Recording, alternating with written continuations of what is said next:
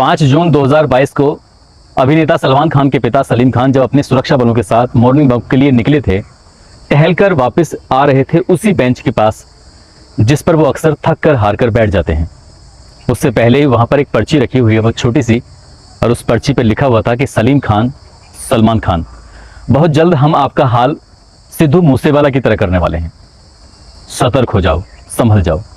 ये पर्ची जैसे ही गार्ड सलीम खान को देता है तो वो देखकर हैरान थे, परेशान थे, क्योंकि अभी 29 मई 2022 की शाम को कुछ शूटरों ने सिद्धू मूसेवाला की गोली मारकर हत्या कर दी थी। कहीं ना कहीं सलमान खान की जान को भी खतरा बना हुआ है। और जब ये बात बांदा पुलिस स्टेशन के माध्यम से पूरी मुंबई पुलिस को पहुंचती है तो मुंबई में भी हड़कंप मच जाता है और पुलिस इस पर्ची वाले की तलाश में जुट जाती है। बताया जा रहा है कि गैंगस्टर लॉरेंस के आदमियों ने शायद ये पर्ची डाली है। उससे पहले भी सलमान खान पर कई बार हमला करने की कोशिश की गई, कई बार रैकी करने की कोशिश की गई। वाकई गैंगस्टरों ने फिल्मी दुनिया से जुड़े कुछ लोगों की जिंदगी को जीना हराम कर दिया है। अब चाहे वो दुश्मनी के कई तरह के एंगल हो सकते हैं, वो एंगल रंगदारी का भी हो सकता है, तो वो एंगल किसी ना किसी और दुश्मनी से भी जुड़ा हो सकता है। आज की कहानी भी कुछ ऐसी ही है। ये कहानी सिद्धू मूसेवाला की है। उस दिन उसे क्या गलती हुई है, अब तक क्या हुआ है, बहुत सारी बातें हैं जिन पर मैं चर्चा करने वाला हूं। आदाब, नमस्कार, सत श्री अकाल। मैं उस्मान सैफी। आज की जो सच्ची घटना मैं आपको सुनाने जा रहा हूं, ये सच्ची घटना है पंजाब प्रदेश का एक जिला है मनसा, और इसी जिले का एक गांव लगता है मूसा। दरअसल इसी गांव का रहने वाला सिद्धू, जो कि पंजाबी बहुत बड़ा सिंगर रहा है, जिसके करोड़ों नहीं अरबों फैन कहिए, एक वीडियो को 100 से ज़्यादा मिलियंस लोगों में देखते थे। पूरी दुनिया में वो आदमी बहुत ज़्यादा मशहूर था। 29 मई 2022 की शाम लगभग 4:30 बजे के आसपास वो अपनी थार कार से अपने गांव के 2 साथियों के साथ जैसे ही घर से निकले, एक उनके गांव का दोस्त गुरविंदर, दूसरा गुरप्रीत। जैसे ही वो घर से निकल रहे हैं, लगभग 8 या 10 लड़के उनके घर के ठीक सामने खड़े हुए हैं, और वो 8-10 लड़के बड़ी हसरत भरी नज़र से उस थार की तरफ को देखते हैं। जब थार की तरफ देखते हैं तो कहीं ना कहीं सिद्धू मूसेवाला ये समझते हैं कि ये इनके फ़ैन हैं, और उनको देखकर वो अपनी गाड़ी को रोक लेते हैं। अमूमन वो ऐसे ही किया करते थे। जब भी उनके फैंस उन्हें दिखाई दिए, वो रुके, उनके साथ सेल्फी ली, और सेल्फी लेने के बाद फिर वो अपनी मंजिल की तरफ निकलने लगते हैं। आज भी कुछ ऐसे ही हुआ था। 8-10 लड़कों के बीच में से एक लड़का वो लगातार सेल्फी ले रहा है, और सेल्फी लेने के बाद वहाँ से अलग हटकर फ़ोन पर वही बातें करता है। ऐसे ही एक CCTV जब सोशल मीडिया पर वायरल होता है, तब इस बात का लगभग 1 सप्ताह के बाद लोगों को पता चलता है कि उनके घर के सामने से जब निकलते हैं तो 8-10 लड़के सामने मौजूद थे। यहाँ से वो निकल कर जा रहे थे अपने 2 दोस्तों के साथ।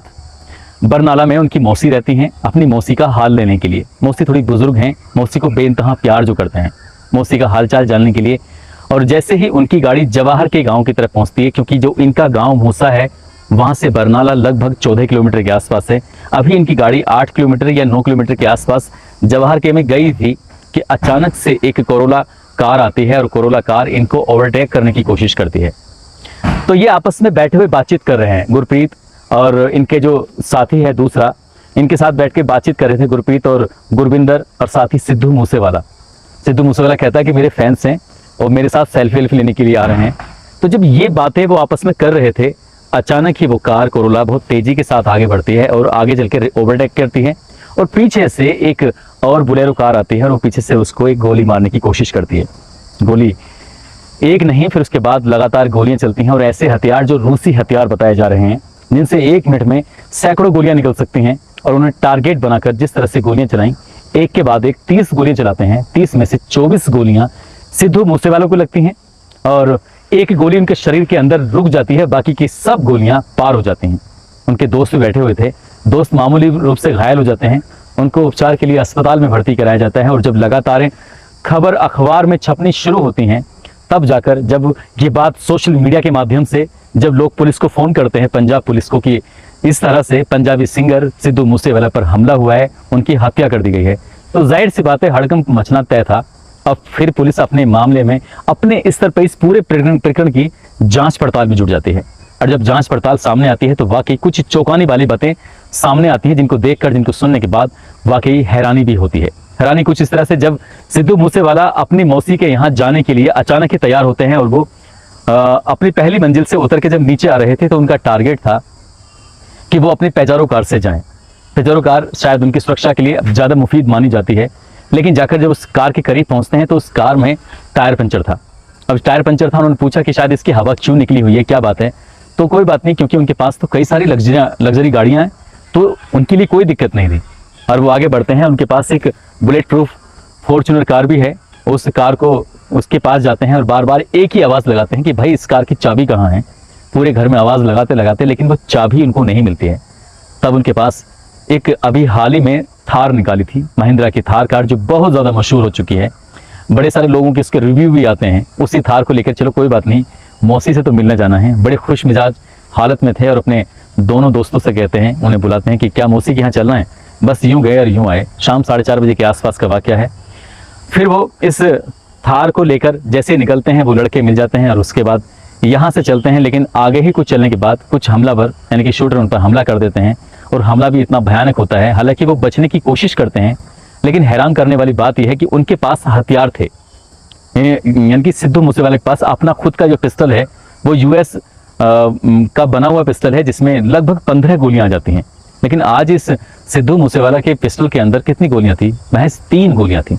2 गोली चल जाती है, तीसरी उसके चैम्बर में जाकर अटक जाती है। आखिरकार जो हमेशा हथियारों से लैस रहता है, उनके सुरक्षा गार्ड साथ रहते हैं, बुलेट प्रूफ गाड़ियां रहती हैं, वो व्यक्ति आज इतनी सारी एक साथ लापरवाही कैसे कर सकता है? जब पुलिस इस मामले की जांच करती है, पड़ताल करती है, तो जांच पड़ताल करने के बाद इससे पहले कि कुछ कह पाती, तभी एक गोल्डी बराड नाम का एक व्यक्ति है जो कनाडा में रहता है, जो कि हिंदुस्तान का ही रहने वाला है, जिसको हिंदुस्तान की पुलिस, पंजाब की पुलिस, कई प्रांतों की पुलिस तलाश कर रही है। वो एक मैसेज सोशल मीडिया पर वायरल करता है, कहता है कि हम इस हत्या की जिम्मेदारी लेते हैं, क्योंकि इस व्यक्ति के मैनेजर ने हमारे भाई बिक्की मिद्दू खेड़ा को मरवाया है और बिक्की मिद्दू खेड़ा को ऑस्ट्रेलिया भगाने में इस व्यक्ति का हाथ रहा है, इसलिए हम इस व्यक्ति को मारकर हमने बदला लिया है।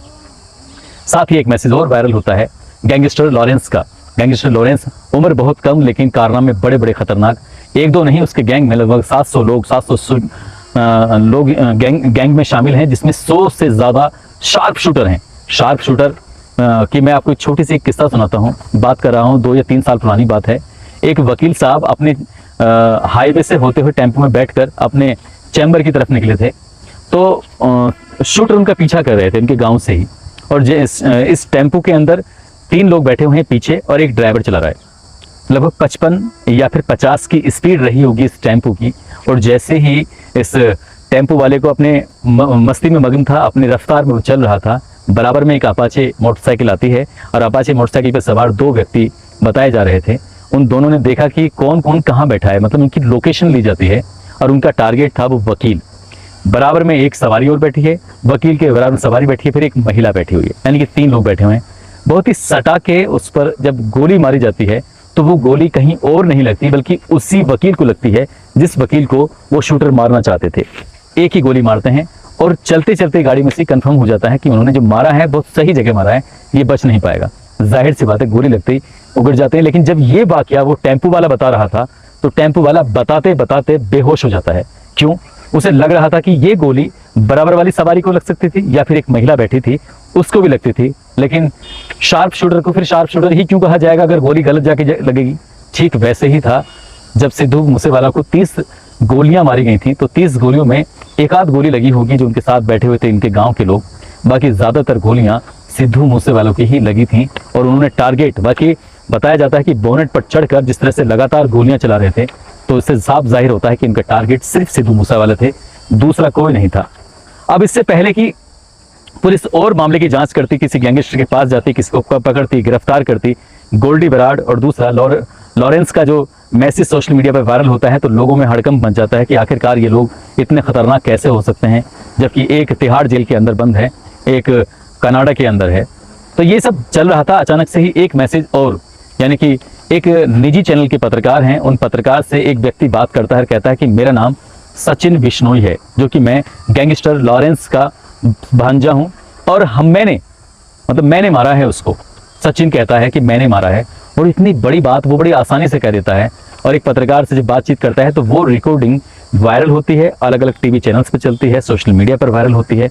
उसे पता चलता है कि सिद्धू मूसेवाला को मारने के लिए एक नहीं कई सारे लोग लगे हुए थे। मगर यहाँ पर आखिर एक मतलब चूक होती है, अफसोस होता है। अफसोस इस बात का होता है कि खुलेआम एक आदमी फेसबुक पर लिख देता है, पुलिस कुछ नहीं कर पाती। खुलेआम एक आदमी मोबाइल पे बात करता है और कहता है कि मैंने मारा है, गारंटी लेता है मैंने तो खुद गोली मारी है, फिर भी पुलिस कुछ नहीं कर पाती। इसके अलावा भी ये भी बताया जा रहा है कि जब गोलियां चली थी जवाहर के में लगातार 30 राउंड फायर चले थे, उसके बाद फिर ये लोग भाग जाते हैं, इधर उधर तितर बितर हो जाते हैं। लगभग 44 मिनट तक उस मनसा इलाके में वो गाड़ी राउंड दर राउंड ले रही थी, इधर से उधर भाग रही थी, अलग अलग सीसीटीवी कैमरे में कैद हो जाती है, चाहे वो पेट्रोल पंप हो, चाहे वो कहीं और हो, चाहे कुछ भी हो। इस तरह से जब अलग अलग जगहों के इलाके में ही वो बोलेरो कार, कोरोला कार जो लगातार उसमें कैद हो जाती है, तो उसके बाद भी पुलिस वायरलेस तो करती है, लेकिन वायरलेस के बाद कितनी सक्रिय हो जाती है सहज ही अंदाजा लगाया जा सकता है। अगर पंजाब पुलिस ने वाकई इस मामले को गंभीरता से लिया होता या मनसा के एसएसपी ने इस मामले को गंभीरता से लिया होता तो जो भी हत्यारे थे उनको 44 मिनट में पकड़ सकते थे, चारों तरफ से बैरिकेडिंग करके या फिर सीमाओं को सील करने के बाद, और हत्यारे बहुत ही आसानी से निकल जाते हैं। जब पुलिस की लगातार जांच चलती है और लोग 6-7 दिन के बाद एक फुटेज वायरल होता है, वही सेल्फी वाला, जब थार कार घर से निकलती है, 8-10 लड़के होते हैं और पुलिस इस मामले की जांच पड़ताल करती है, तो नाम आता है केकड़ा, जो कि सिरसा कालियावाली का रहने वाला है। पुलिस उसको गिरफ्तार करती है, पता चलता है कि वो तो घर के अंदर पहले से ही मौजूद था और रैकी कर रहा था। उसी ने तो बताया था कि सिद्धू मूसेवाला अपनी थार से निकले हैं, उनकी गाड़ी के में पंचर हो चुका है, इस वाली सीट पर बैठे हैं, अब इस पोजीशन में। एक एक बात वो वहां से अलग खड़ा होकर फोन करता है, जो फोन उसका सीसीटीवी में कैद हो जाता है बातचीत करता हुआ। और उसके बाद फिर पुलिस सक्रिय होती है, पुलिस 8 शूटरों को चिन्हित कर लेती है। उन 8 शूटरों की अगर मैं बात करूं, एक राजस्थान का सीकर इलाका है, वहां का रहने वाला सुभाष मानुडा, और पुणे महाराष्ट्र के रहने वाले संतोष यादव, सौरभ महाकाल, एक मंजीत सिंह है प्रियव्रत फौजी, और 6 नंबर पर हरकमल सिंह रानू भटिंडा पंजाब के रहने वाले हैं, और पंजाब तरन तारण के रहने वाले जगरूप सिंह और मनप्रीत सिंह उर्फ मन्नू। इनमें से अभी तक पुलिस ने मनप्रीत सिंह उर्फ मन्नू को तो गिरफ्तार कर लिया है। बताया जाता है कि इन शूटरों को पुलिस बहुत जल्दी ही गिरफ्तार कर लेगी और इस हत्याकांड के पीछे जो भी है उसका जो चेहरा है बहुत जल्दी वो बेनकाब कर देगी, ऐसा कुछ दावा किया जा रहा है। अब देखते हैं दावा कितना सटीक होता है। और पुलिस की अगर सूत्रों की माने तो लोग ये भी कह रहे हैं कि जितने भी लोग इस घटनाक्रम में शामिल थे, शायद उन्हें इस बात का अंदाजा नहीं था कि सोशल मीडिया पर, अखबारों में, टेलीविजन पर खबर कुछ इस तरह से हाइप लेगी कि ये मामला पूरे देश ही नहीं बल्कि पूरी दुनिया में गूंज जाएगा। और ये गैंगस्टरों की जिस तरह से हालत पतली हो रही है, ये साफ अंदाजा लगाया जा रहा है कि इसमें कई लोगों का एनकाउंटर होना तय है। अब पुलिस क्या करती है तो खैर भविष्य के गर्भ में छिपा है, लेकिन जब पुलिस लगातार मामले की जांच करती है, उधर गैंगस्टर लॉरेंस का नाम जब सामने आता है, पुलिस जब उसको रोहनी की पुलिस यानी कि इस पे दिल्ली की स्पेशल सेल पुलिस जब उसे अपने कब्जे में लेती है, उससे बातचीत करती है, तो कहता है कि साहब मैंने ये नहीं किया, जबकि उससे पहले ये बताया जाता है कि वो जेल के अंदर रहकर, यानी कि तिहाड़ जैसी हाई सिक्योरिटी वाली जेल के अंदर रहकर, जहाँ पर जैमर लगे हैं, वहाँ वो मोबाइल यूज करता है, वहाँ बाहर रहकर बहुत सारे लोगों के अपने गैंग चलाता है। लेकिन ये सब कुछ करने के बाद भी फिर भी पुलिस बोनी सी साबित होती है और वो कहता है कि साहब ये काम मैंने नहीं किया, ये काम हो सकता है कि मेरे गैंग के कुछ लोगों ने किया होगा, हो सकता है कि मेरे छोटे भाई यानी कि गोल्डी बराड़ ने किया होगा, यानी कि सिद्धू ने बिक्की मुंडाखेड़ा जो है उसकी हत्या का बदला लेने के लिए। इसी बीच में पुलिस एक शाहरुख नाम के लड़के से भी पूछताछ करती है। शाहरुख कोई और नहीं बल्कि इसको 25 अप्रैल 2022 को दिल्ली की जो स्पेशल सेल है उसने गिरफ्तार किया था। उसने भी स्वीकार किया था कि हमने सिद्धू मूसावाले को मारने के लिए हमने 3-4 लाख रुपए के आसपास की एक राइफल खरीदी थी, लेकिन वो राइफल इससे पहले कि शाहरुख के पास पहुंचती, लेकिन शाहरुख से पहले ही जो जिस लड़के यानी कि दिनेश के पास जो थी, तो दिनेश पकड़ा जाता है पुलिस के, वो उसको पुलिस पकड़ लेती है और वहाँ से पता चलता है कि इसको मारने के लिए ये कोई पहली बार की साजिश नहीं थी बल्कि काफ़ी लंबे समय से प्लानिंग की जा रही थी। साथ ही एक और नाम आता है जब पुलिस जांच करती है, संपत नेहरा का, जो कि सलमान खान की रैकी कर रहा था और सलमान खान को मारना चाहता था, और सलमान खान को मारने की सुपारी किसी और ने नहीं बल्कि गैंगस्टर लॉरेंस ने दी थी। अब देखने वाली बात यह है कि पुलिस इसमें कितनी जल्दी जो हत्या करने वाले कातिल लोग हैं इनसे कितनी जल्दी कब तक पर्दा हटाएगी, हट भी पाएगा या नहीं हट पाएगा, या ये भी जांच अन्य जांचों की तरह कहीं ना कहीं ठंडे बस्ते में पहुंच जाएगी। होना क्या है क्या नहीं होना, ये तो खैर भविष्य के गर्भ में छिपा है। लेकिन जिस तरह से पुलिस ने अपनी लापरवाही की है और एक के बाद एक लोग धमकी दे रहे हैं, गैंगस्टर बोल रहे हैं कि मैं उसको मार दूंगा, वो उसका मार दूंगा, आपस में इस तरह की धमकी दे रहे हैं और पुलिस शांत पड़ी है। अखबार वाले, टीवी वाले, सोशल मीडिया वाले बड़ी ही चाप के साथ इन खबरों को चलाते हैं, तो ऐसा लगता है कि देश में कोई कानून व्यवस्था नाम की चीज ही नहीं बची है। अब सब कुछ गैंगस्टरों के हवाले है, जैसे चाहें वो जिस सेलिब्रिटी को चाहें उसको मौत के घाट उतार दें, कोई कुछ कहने वाला नहीं है। दोस्तों आगे क्या होगा पता नहीं, लेकिन 8 लोगों के नाम जिस तरह से इन गैंगस्टरों के नाम सामने आए हैं, उससे लग रहा है कि पुलिस शायद अब बहुत कुछ जल्दी ही करने वाली है। इस कहानी को सुनाने का उद्देश्य किसी को परेशान करना नहीं है, किसी का दिल दुखाना नहीं है, बल्कि आपको जागरूक करना है, आपको सचेत करना है। आप जहां भी रहें अपना ख्याल रखें, सुरक्षित रहें। जय हिंद, जय भारत।